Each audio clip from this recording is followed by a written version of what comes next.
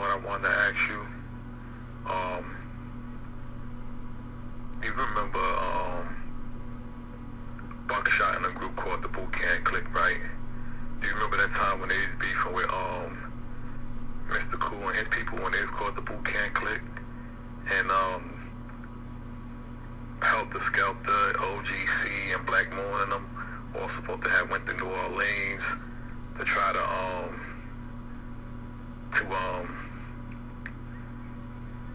combat. No, they was trying to actually fix the whole situation, letting them know that they had right to the name before Mystikal and them group. I don't know, do you have any knowledge on that? Well, Jermaine, it's like this. Thank you for bringing that up as a topic. First, the boot camp Clik, we all know Helter Skelter, Smith and Wesson, the Cocoa Brothers, aka the Cocoa Brothers, and Buckshot Shorty. And all of those guys were the boot camp Clik. And they were more popularly known.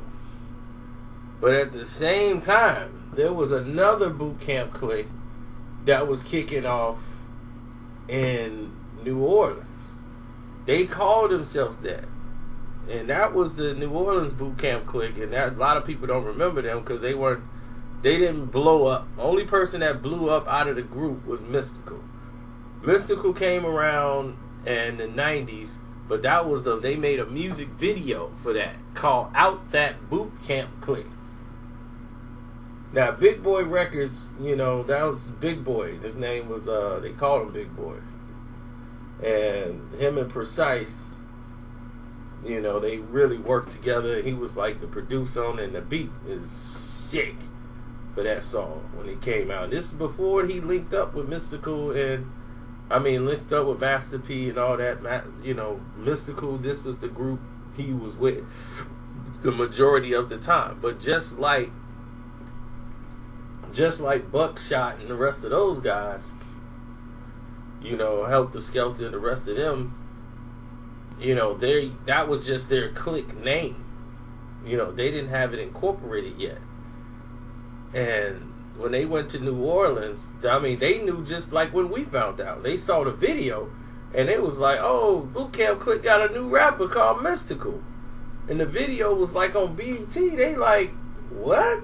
Who is this? There's another boot camp out that boot camp Clik. They got a boot camp Clik out in New Orleans. That's how they found out.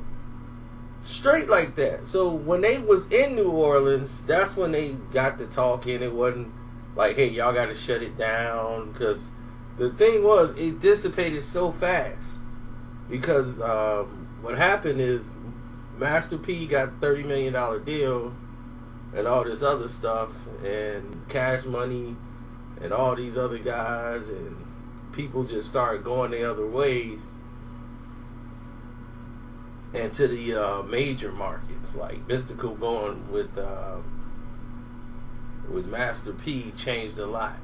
But the boot camp Clik that's in New Orleans, of course, they used 2 C's. They didn't use the K when they did theirs. They had Ghetto Twins, Black Menace, who was on the song, who rap 100 miles a minute. Precise, who's the producer. He makes like all the beats and coming up with everything. That was Precise. They had Partners in Crime and some other people that was around, but it was one big group that they just called themselves the Boot Camp Clik. They didn't have it incorporated or anything like that, so it didn't become a big situation. But in New Orleans, they were theirs. And they came up at a time where I told you the locals supported their talent. And when they had Big Boy Records, and, they did what they could with Big Boy Records before it, went out.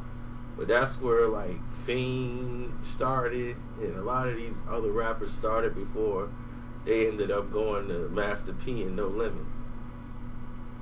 A lot of these artists went there. Like the Ghetto Twins, I think, was there. Partners in Crime. A lot of these dudes went over there to Master P. But the Boot Camp Clik was done they recently had a reunion not too long ago. Like they all like got back together. You know, so they performed at the Howlin' Wolf. Got together in New Orleans, went there and put on another show. And it was, man, this was like about, say, what was it, about 4 years ago, 3-4 years ago this happened? When they did that. So when they actually had a conversation, it wasn't like, we going to New Orleans, but we finna shut them down and let them know they gotta stop. We're the boot camp clique. So the boot camp clique who went and got their thing done, like they couldn't call themselves the boot camp. It was nobody there to really do that with because they were no limit soldiers. They're like, look, that was our group thing. We ain't really doing that no more. Big Beat was broken up. So to sell them going to New Orleans, they just ran into each other just performing. Like they met with Mystikal and Master P and all them, and they thought Master P had something to do with it when it first went down. Because the Mystikal, by the time you saw that Mystikal video and you saw Mystikal again, he was with Master P. See, people forgot that was like 95 when that happened. And then the next time you really saw him was like 3 years later. And the Mind of Mystikal comes out and everything that just blew up after that. But that went from 95 to 98 so quick. And so many things happened in between there. With Smith & Wesson, they ended up having a problem with the gun manufacturer Smith & Wesson. They was finna sue Duck Down, because that was their entertainment. Duck Down was going to be sued for them keeping their name. So they had to change their name to the Cocoa Brothers. And that hurt them market-wise because everybody knew them as Smith & Wesson. When they had Bucktown was everywhere. Like that was song was played in the West Coast about as much as it was played in the East Coast. Bucktown! So when they had all of these things going on, and all these changes was happening, and Buckshot was going through his thing, and you know, Helter Skelter, and everybody they're breaking apart. You know, you can see the group going in their separate ways. And for some reason, Strange thinks like when they had the Magnum Force Clik and all that, and for some reason to this day, Strange think like I got a beef with him or something because he don't like a video I made or something. It's crazy.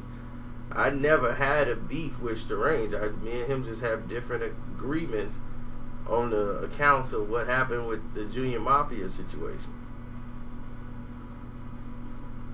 But that's all that was. That never went anywhere. And it's kind of like the Mobb Deep, you know, Havoc and Prodigy, and the Havoc and Prodigy that was over on the West Coast. Like, nobody would have ever known it if I didn't really make a video about it. A lot of people are like, man, I never even heard of that till now. And just like some people are going to say today, I ain't even know about that till now. And that's what these videos are for. It's just information. It's informing people of things that they missed in hip-hop history. So that's all it was. And with that being said, thank you, Jermaine. I got your message. Let you know. It took some time to get to it, but I got to it. And there you go. I'm out.